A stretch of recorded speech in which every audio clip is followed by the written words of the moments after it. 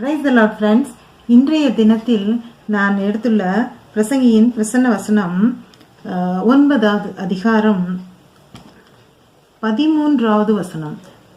சூரியனுக்கு கீழே ஞானமுள்ள காரியத்தையும் கண்டேன், அது என் பார்வைக்கு பெரிதாய் தோன்றிற்று. இன்னைக்கு இந்த வசனத்துல அவரு ஞானத்தை குறித்து கூறுகிறார். அது இது ஒரு சிறு சம்பவத்தை நமக்கு வச்சு அந்த ஞானம் எவ்வளோ இம்பார்ட்டன்ட்டு அப்படின்றதெல்லாம் பற்றி சொல்கிறாரு. இது ஒரு 4 வசனத்துக்கு தொடர்ந்து நீண்டு போகுது.